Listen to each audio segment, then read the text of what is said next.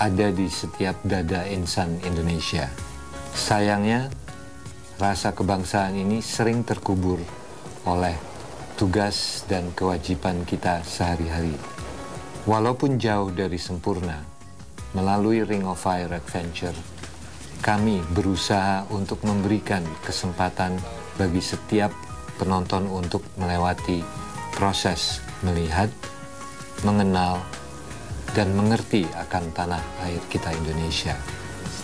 Hanya dengan mengerti, maka kita bisa mencintai, merasakan rasa kebangsaan, serta melahirkan keinginan untuk berbakti pada bangsa dan negara.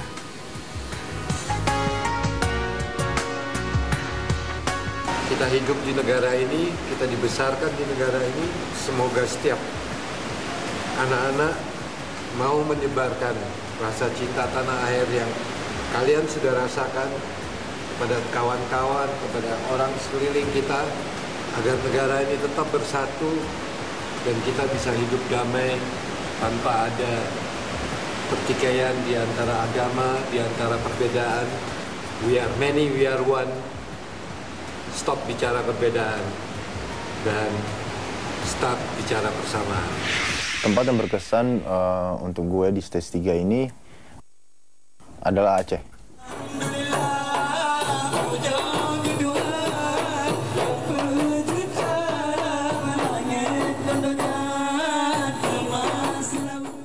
Karena pertama, Aceh memiliki museum yang standar internasional. Baru sekali gue masuk museum di Indonesia yang informasinya sangat lengkap. Atmosfer di museum itu sangat bagus. Dan desainnya juga sangat well design ya, museumnya. Dan pemandu museum yang benar-benar mengetahui apa yang dia bicarakan. Jadi kita bisa lihat tadi gelap, kita jalan, kemudian ada sedikit cahaya. Cahaya-cahaya inilah yang melambangkan harapan-harapan dari masyarakat Aceh melalui komitmen masyarakat UNED yang membantu ke Aceh ketika itu.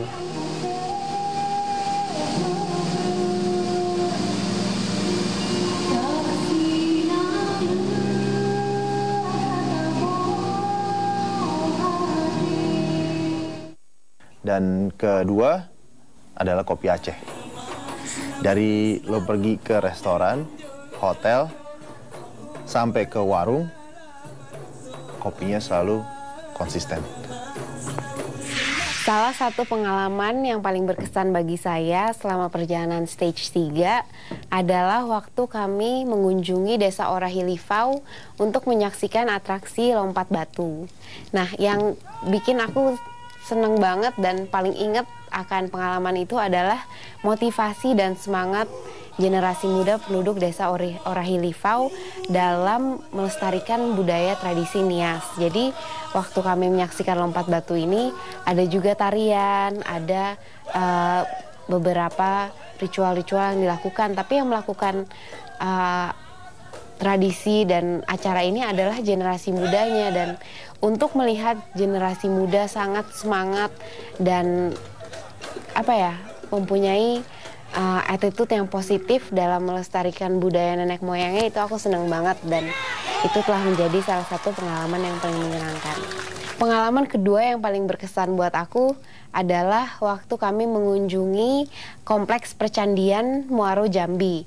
Nah, jadi ini satu kompleks yang banyak candi-candinya, dan waktu dulu tempat ini adalah tempat bertemunya berbagai budaya, dan untuk berdiri mendengarkan tentang sejarah Candi Muaro Jambi dan untuk bisa berada di sana dan meresap atmosfer di sana merupakan pengalaman yang cukup menyenangkan. Mentawai itu berkesan buat saya karena 3 alasan. Pertama adalah perjalanan untuk ke sana. Jadi kan kita mulai dari Muara Siberut. Terus untuk menyampai Desa Rorogot itu kita harus naik kapal-kapal kecil di sungai, dan buat aku itu berkesan karena kita hanya punya 2 kapal. Terus kapalnya juga agak overloaded, dan juga sungainya itu berliku-liku seperti ular gitu. Jadi kesannya wah keren juga gitu.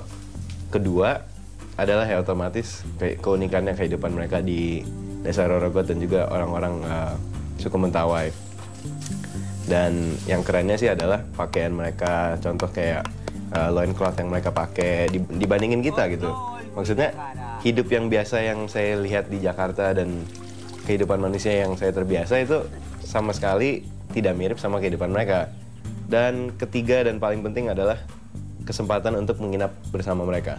Karena terakhir saya melihat istilahnya desa dan juga masyarakat yang gaya hidupnya unik dan tradisional itu di stage 1 di Benteng None, dan sayang sekali kita di situ hanya bisa beberapa jam untuk bermain dan juga ngobrol dan ngeliat aktivitas mereka. Tapi kali ini kita bisa nginep 1 malam gitu. Kita diundang makan, kita dipersilahkan nginep di rumah mereka, itu buat saya sangat berkesan. Untuk lokasi keduanya adalah Gunung Kerinci. Karena Gunung Kerinci menurut saya adalah tantangan yang sangat berat buat saya, dan juga pertama kali saya menghadapinya saya udah ngeliat, wah ini saya harus bisa mencapai puncak gitu.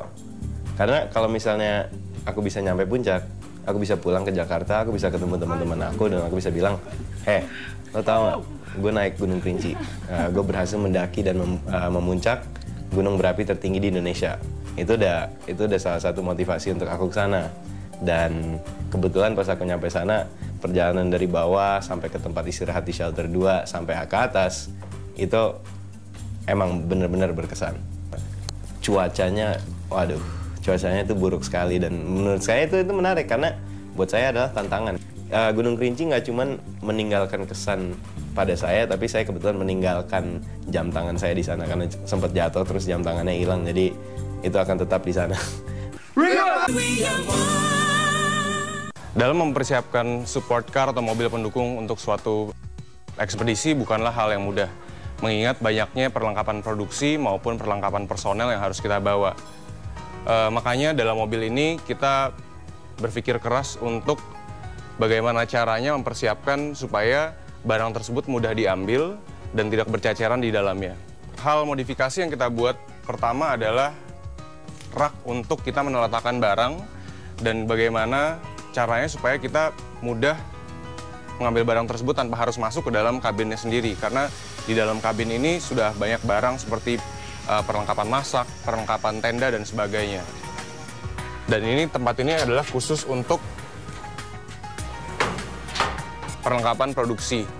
Jadi contohnya ini adalah tas yang biasa kita gunakan untuk menyimpan perlengkapan audio, perlengkapan kamera, dan sebagainya. Pada saat pembuatan ini juga bukan suatu hal yang mudah, karena kita harus berpikir bagaimana caranya pada saat kita meletakkan barang di atas ini, barangnya tidak loncat-loncat pada saat kita jalan. Mengingat ini bahannya besi, bahaya sekali kalau sampai sliding besi ini sampai mengarah ke dalam ataupun keluar. Makanya kita buat stopper di sini. Selain itu, dalam produksi kita membutuhkan tripod, dan juga pada saat kita camping kita membutuhkan lampu, begitu juga dengan stand lampunya sendiri. Dalam perjalanan kita cukup sering menggunakan tripod, makanya kita buat laci khusus tripod. Jadi di sini ada dividernya, lalu kalau mau ambil tripod gampang, tinggal ambil, dan penempatannya pun juga mudah.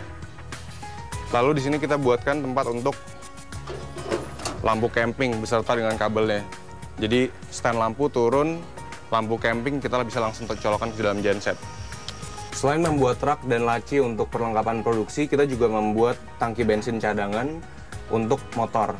Ini adalah tempat kita untuk mengisi bensin dan juga tempat bensin keluar ke motor. Selain itu, kita juga membuat pipa. Pipa ini berguna untuk fungsinya untuk mengeluarkan uap bensin yang ada di dalam. Jadi hawa panasnya tidak berbahaya di dalam mobil ini. Di dalam tangki bensin ini kita juga membuat sekat-sekat yang berfungsi untuk menghambat guncangan bensin yang ada di dalam tangki, supaya tidak membahayakan atau menjaga balance dari mobil ini. Dengan tangki bensin ini kita juga harus membuat pompa bensin mobil yang biasanya Rotax. Jadi disedot langsung bisa dikeluarkan dengan tenaga listrik. Untuk perlengkapan pribadi kita membuat box yang kita tempatkan di atas roof rack ini, dan masing-masing box sudah ada namanya.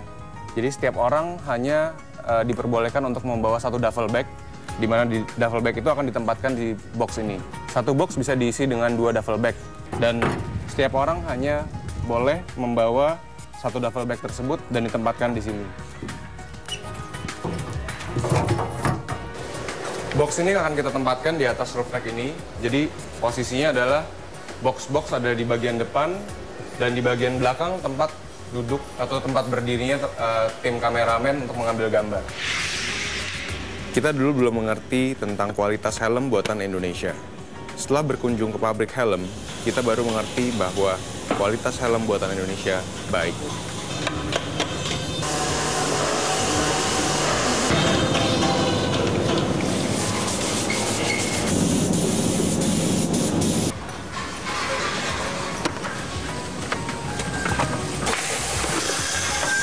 Ini pakai alat ini untuk memposisikan bahwa pakai helm yang benar itu pas di jidat ya, pas alis. Ya.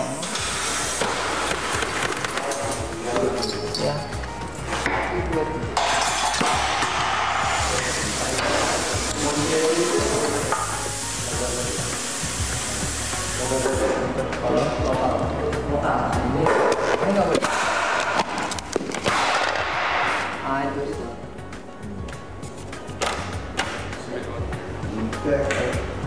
Itu. Nah, ini yang namanya liat brace. Dia itu pelindung buat di leher yang kita pakai. Dia ntar ada strap yang dipakai ke belakang. Ini gunanya itu untuk melindungi leher kita bersama dengan helm kita itu agar kalau misalnya jatuh, kalau lehernya kita ketekan kiri, ke kanan, ke belakang itu tulang punggung itu nggak patah karena dia akan menahan helmnya. Jadi nggak terjadi yang disebut hyperextension. Ini menurut aku salah satu, bahkan sebenarnya sih ini nomor 2 paling penting dari segi safety equipment, kedua dari helm, karena ini mencegah terjadinya lumpuh dari leher ke bawah. Keduanya sih aku pakai riding boots yang biasa aku pakai dari stage 3, karena dari stage 2 aku udah pakai itu nyaman, aku bisa merasa nyaman dan juga bisa nginjek rem dan oper gigi tanpa rasa sakit, dan juga ini otomatis melindungi kaki kita dari terjadinya patah atau cedera gitu, atau mengurangi kemungkinannya terjadi cedera yang parah seperti yang kita pelajari dari stage 1 dengan kejadiannya apa-apa. Ketiganya aku pakai roost guard. Nah, roost guard ini adalah pelindung dada yang keras karena tapi sekaligus enteng. Dia gunanya untuk melindungi dada dari batu atau ranting pohon atau apapun yang bisa menyakiti saya selama saya naik motor on road dan juga off road. Dan kebetulan karena dia ini semua peralatan racing, jadi beratnya nggak terlalu berat, semuanya enteng karena bahan-bahannya itu yang sangat ringan. Jadi aku nggak terlalu berkorban gitu, nggak terlalu harus pakai ini berat semua segala untuk menikmati riding motor. Nggak, sebenarnya rasanya kayak aku nggak pakai apa-apa. Jadi aku pakai semua peralatan ini karena saya masih muda dan hidupku masih panjang dan aku nggak mau mati atau menjadi lumpuh seumur hidup gara-gara nggak pakai equipment yang semestinya selama perjalanan yang panjang seperti ini. Tidak semua daerah di Sumatera terjangkau dengan sinyal telepon atau sinyal internet.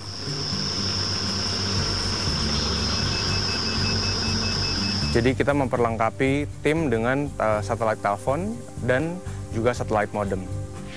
Sistem komunikasi antar anggota tim Ring of Fire selama perjalanan cukup kompleks karena kami memproduksi film dokumentasi. Semua itu bisa lebih simple karena kita memakai Bluetooth communication yang kami tempelkan di helm. Dan di dalam helm ini ada speaker kiri kanan dan beberapa buah mikrofon yang terpasang permanen. Pertama adalah koneksi dari helm tersebut ke HT, di mana ini mempermudah komunikasi kami dengan sang sutradara, dengan kameramen. Kemungkinan mereka berada di atas puncak bukit sedang shoot kita, dan kita berkomunikasi melalui HT. Tombol pencet HT-nya ada di jari, jadi tidak mengganggu kami mengendarai motor sambil berbicara. HT ini juga dipakai untuk komunikasi dengan mobil. Dari motor ke motor, jarak yang agak dekat, bisa 4 orang, berbicara bergantian melalui Bluetooth. Di samping itu, Bluetooth communicator ini juga terhubungkan pada GPS, sehingga kami bisa mendengar 500 meter mendatang belok kanan atau belok kiri.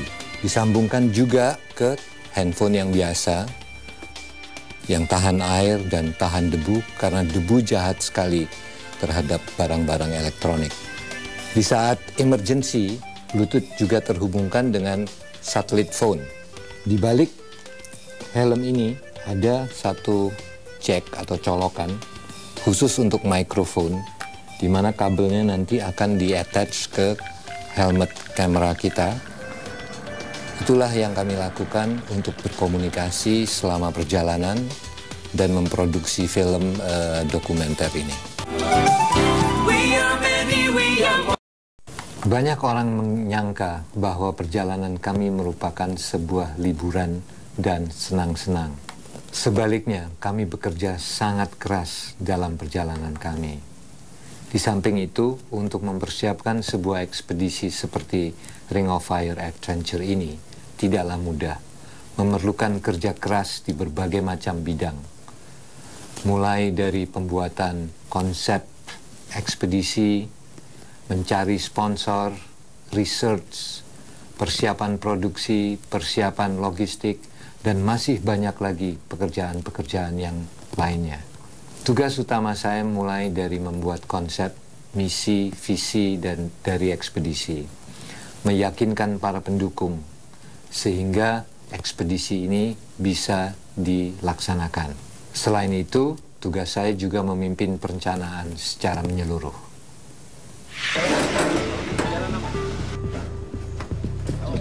Pada tanggal 25 Februari, motor yang selama ini kami tunggu-tunggu akhirnya datang.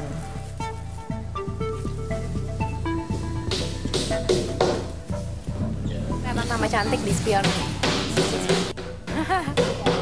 Masih belum? Kakinya masih belum sampai, jadi motornya masih harus direndahin dikit supaya nyampe. Ini masih jinjit jempolnya.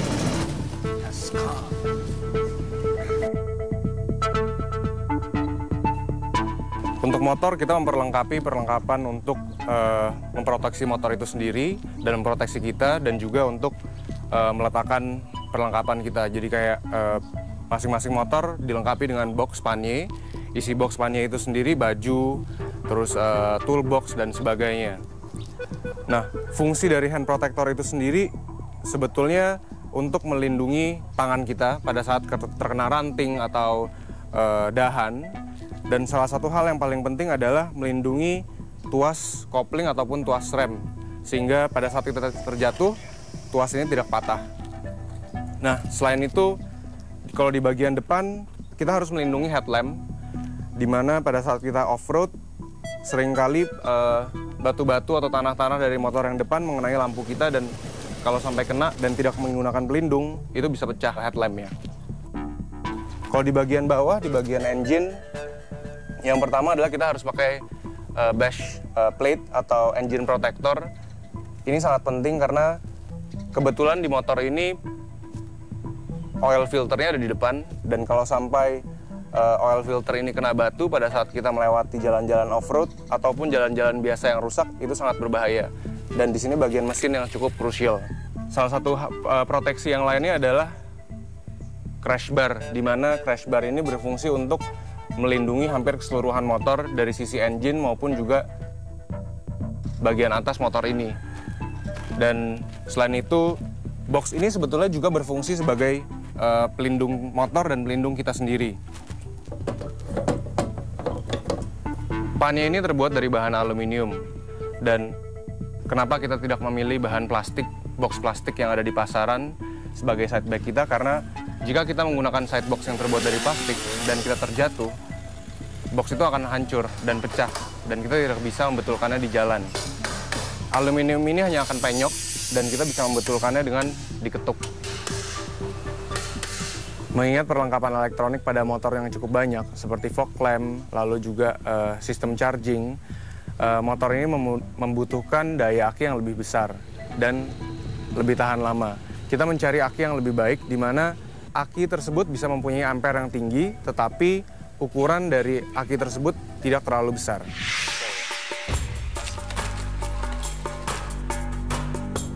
Kalau kita lihat ini adalah motor enduro. Dibandingin motor-motor yang lain itu udah kayak adventure touring gitu.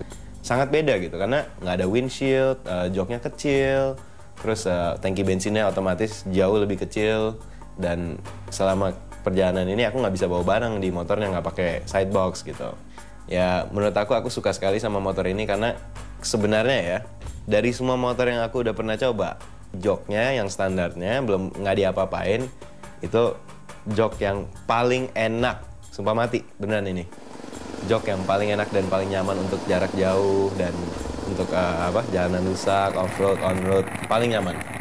Dan juga yang hebat dari motor ini adalah walaupun perbedaan cc 450 cc dibandingin yang lain itu cukup jauh, tetap saya tidak merasa ketinggalan atau ada jarak yang perbedaan jauh dari performance-nya.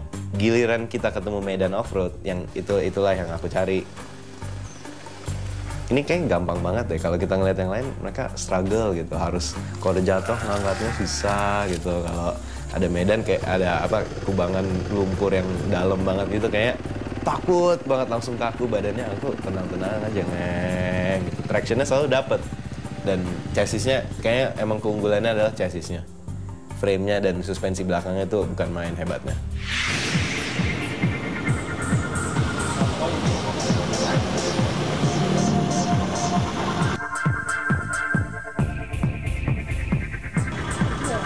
Kita hari ini menerima mobil yang akan kita gunakan di stage 3 dan 4, berikutnya 5.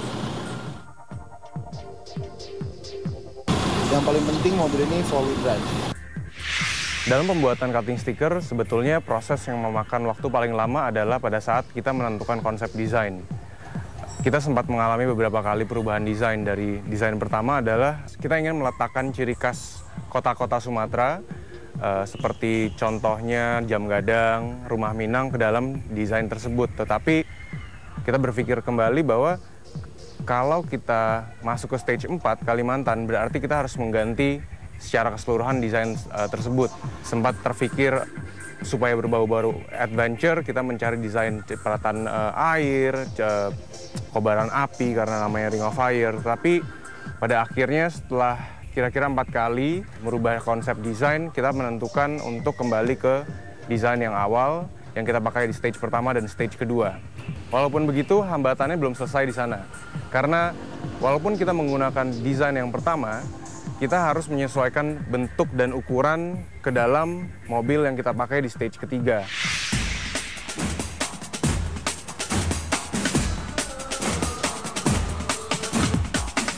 Mengingat waktu keberangkatan yang sudah dekat, secara bersamaan proses pengerjaan cutting stiker motor dilaksanakan di base camp kami.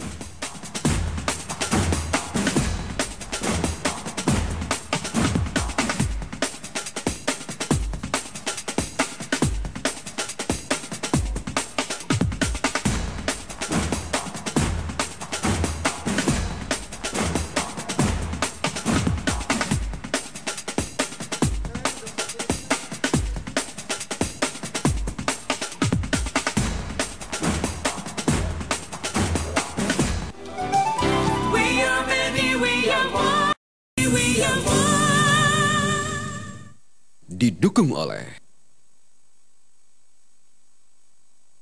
tugas utama saya di stage 3 adalah untuk melakukan research dan mempersiapkan konten Ring of Fire Adventure stage 3. Tahap pertama adalah untuk mengumpulkan informasi sebanyak-banyaknya.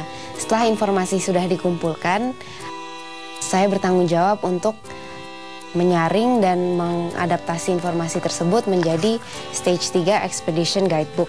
Ini adalah sebuah buku pedoman untuk kru, riders, dan semua orang yang ikut stage 3 supaya mereka bisa tahu tentang informasi atau basic knowledge tentang tempat-tempat yang akan kami kunjungi selama perjalanan. Jadi setiap kali kami sampai ke satu lokasi, semuanya pasti udah harus tahu tentang sejarah lokasi itu dan apa yang mau kita angkat dari lokasi tersebut. Setelah informasi menjadi guidebook, informasi itu juga disesuaikan untuk menjadi by the hour schedule. Ini adalah contoh schedule perjalanan kita. Ini hanya 1 minggu, ada banyak halaman di buku ini. Dan kita ada aktivitas dan identifikasi tugas masing-masing untuk setiap jam. Kenapa bikin by the hour schedule? Kenapa nggak langsung jalan aja? Karena dengan membuat by the hour schedule, kita bisa melihat jarak tempuh yang kita harus tempuh hari ini dan waktu yang diperlukan untuk menempuh jarak itu. Dari situ kita bisa mengkalkulate dan estimasi berapa banyak bahan bakar yang kami perlukan atau berapa kali kita harus isi bensin, kita makan di mana, kita istirahat di mana. Nah, dari situ kita bisa identify berapa banyak budget yang kita perlukan. Ya, untuk stage 3 ini dari sisi produksi nggak ada perubahan yang sangat signifikan karena kita masih menggunakan kamera yang sama. Satu alat yang kita tambah adalah kita membeli sound mixer supaya kualitas sound kita akan jauh lebih baik dibanding stage 2. Dengan alat ini kita bisa ukur dimensi jantungnya, kita bisa ukur fungsi katup-katupnya, kita bisa ukur fungsi pompanya. Wah, ini bagus. Kita bisa lihat dengan ini color doppler namanya, kita bisa lihat kalau ada katupnya bocor apa enggak. Sebentar saya. Iya.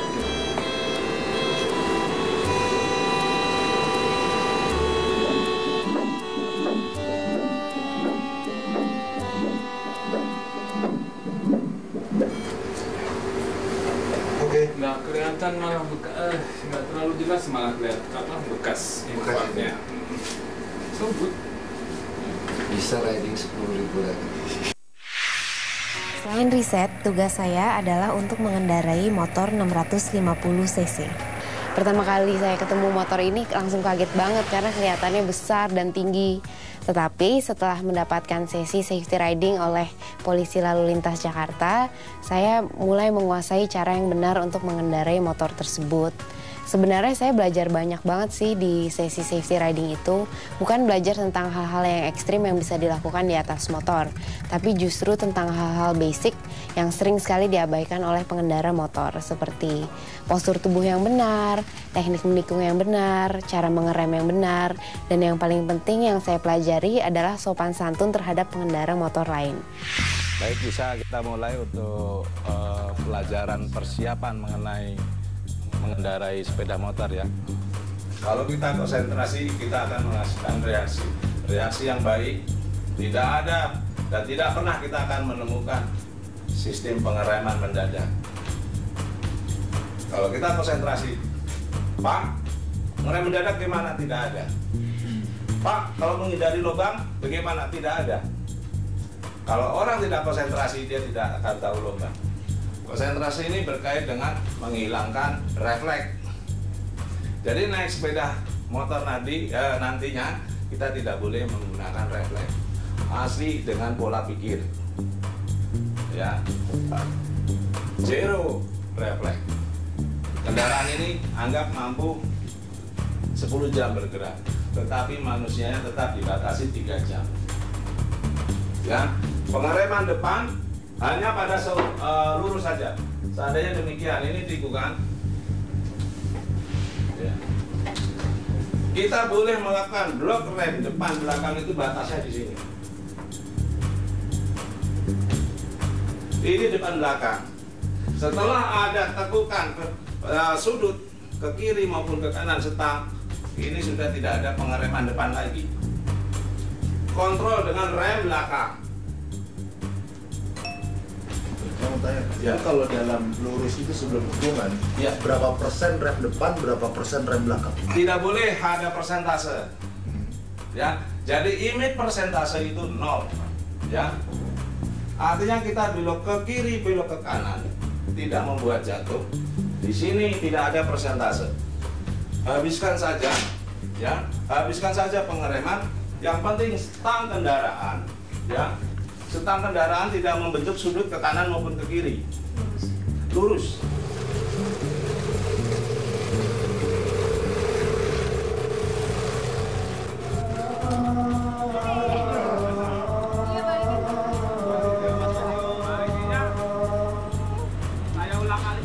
Seperti ini deh. Ini tekuk, Ini lurus. ini lurus. Nah, seperti itu. Nah, nanti ini posisi motornya miring ya. Ya.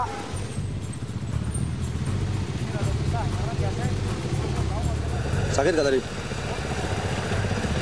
Udah sering jatuh seperti ini, udah puluhan kali. Nggak sakit. Ini mendorong.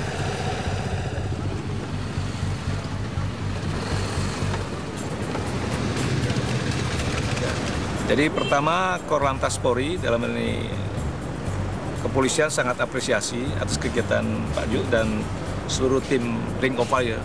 Di mana kegiatan tersebut yang pertama tentu sangat positif, bisa memperkenalkan betapa kayanya Indonesia Raya tercinta ini kepada masyarakat kita sendiri dan dunia. Maka Polri bersinergi ingin memberikan pengetahuan tentang keterampilan bagaimana cara berkendaraan aman, sehingga pada pagi ini, pada sore ini kita berikan dari pagi sampai sore. Mudah-mudahan menambah keterampilan dari tim Ring of Fire ini dan tujuannya adalah supaya selamat sampai tujuan.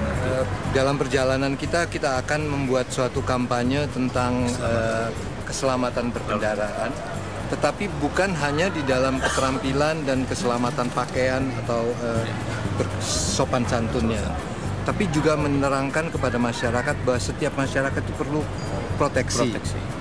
Barang yang paling mahal dibawa waktu berkendaraan itu adalah jiwanya. Jadi bersama-sama kepolisian kami menyediakan proteksinya, kepolisian menyediakan keamanan berkendaraannya, sehingga itu suatu sinergi yang sangat positif.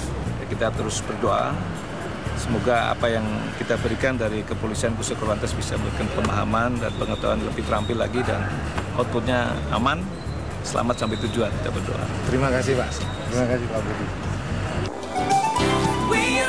One of my roles in the support team for the Ring of Fire adventure is to help them get ready and prepared for their stage 3. We've still got a lot of work to do. As you can see, we've planned the route. We've got a bit of the spare parts for the motorcycles. One of the support cars is almost there. Vehicle equipment, as you see, this is one of the issues we have. We've got our helmets, nothing more important than protecting our heads. That's debatable. So, it doesn't look too bad on the screen. Everyone has a job to do, and we have something like 8 days to do it.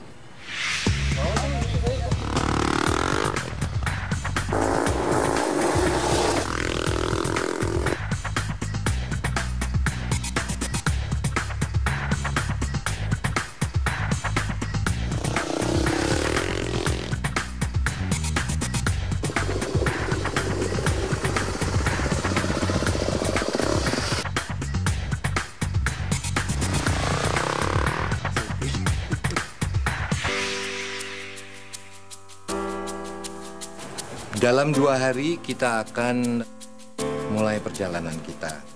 Saya harap malam ini adalah awal dari persiapan perjalanan kita. Istirahat sebanyak-banyaknya dan berdoa. Oke? Terima kasih.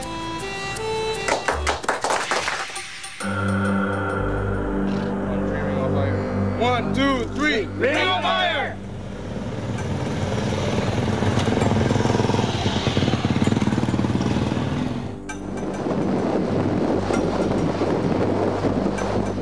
Baik, pada kesempatan siang hari ini, tepatnya di pelataran parkir di Lantas Polda Metro Jaya, kita akan saksikan bersama pelepasan tim ekspedisi Ring of Fire Adventure Stage 3 tahun 2013 dalam rangka menyambut Hari Bayangkara ke-67, di mana akan melakukan perjalanan yang dimulai start dari Polda Metro Jaya menuju ke Sumatera dan kembali lagi ke Jakarta yang menempuh jarak kurang lebih 10.000 km.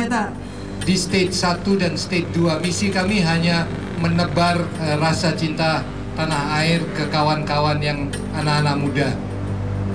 untuk membangkitkan cinta tanah air, di mana dengan cinta tanah air itu akan lahir nasionalisme.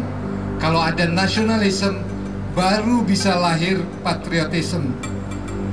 Dengan adanya patriotisme, maka tentu mereka akan bersedia melakukan sesuatu untuk negaranya.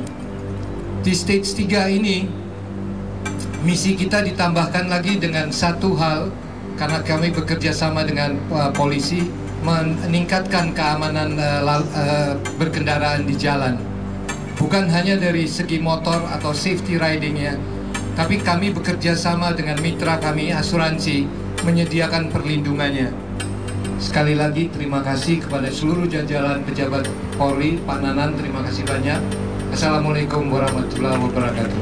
Itu dengan menggunakan pelumas kami, Pertamina Enduro Sport Touring, itu akan bisa mendukung suksesnya perjalanan tersebut.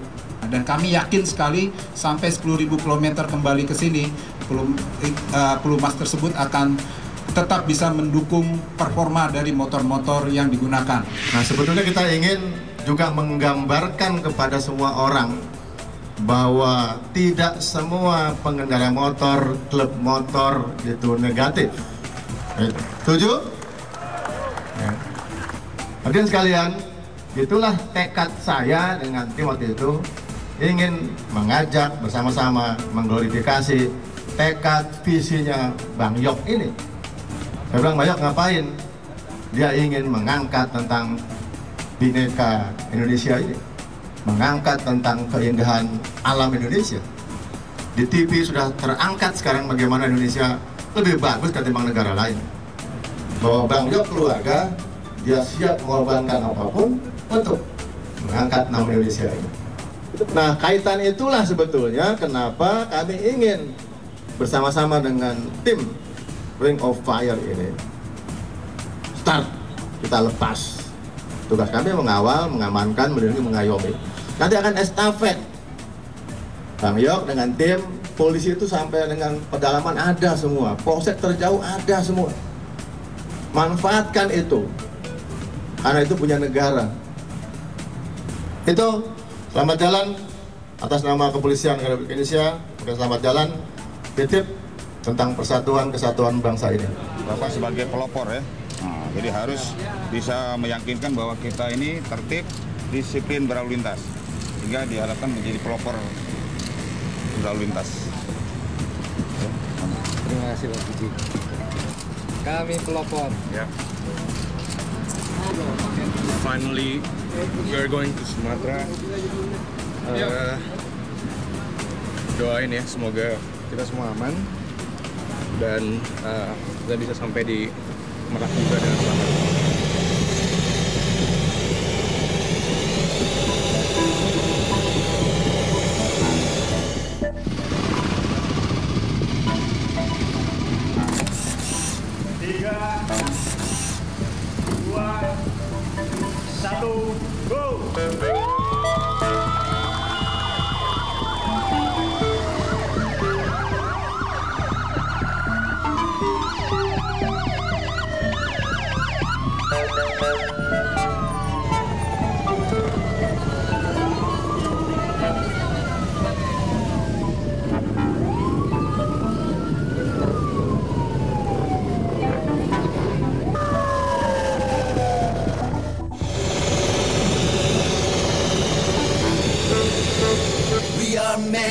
We are one, living under the same sun. One nation, we are one generation.